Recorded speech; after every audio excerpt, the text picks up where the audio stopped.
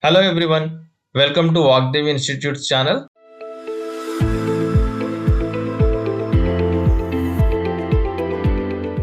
Before going to today's session, if anyone not subscribed this channel, please do a subscribe. In this video, we are going to see what is XLOOKUP.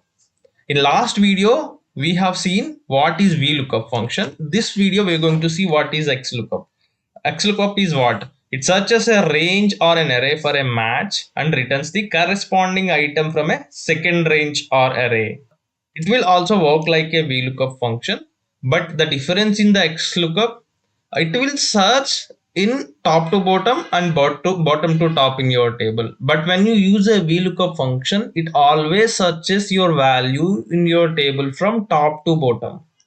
Let's example here. If you want to find out a TV, if you use a VLOOKUP function, here it is giving a 40,000, right? But in my table, I have a one more entry with the TV, which is having a 60,000 cost.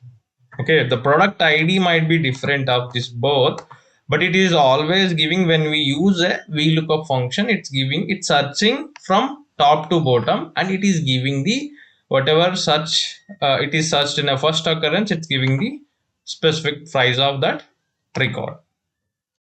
But by using an XLOOKUP function, you can search a way that, like, if you want to find out from bottom to top, you can specify an XLOOKUP function, or if you want to find out a top to bottom, you can specify in your XLOOKUP function. Let's write an XLOOKUP function here, and here also we need to pass some parameters. The lookup value is like a same. How do we pass in VLOOKUP?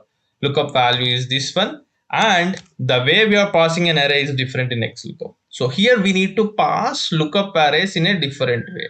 Okay, lookup array, which means that in which array you want to find this product. So I want to find out my product in this array, and a return array, which is a resulting where you want, I mean from which array you want the result. I want a price, right? So price is available in this array, so I'm going to pass this range as my result array.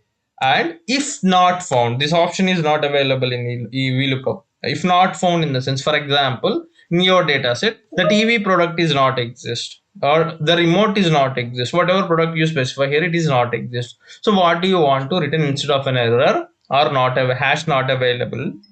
So what do you want to represent? So I want to represent like not available,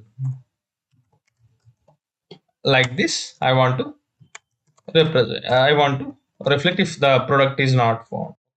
And comma match mode, I always give a 0, which is an exact match. And here you can give your search first to last or search last to first.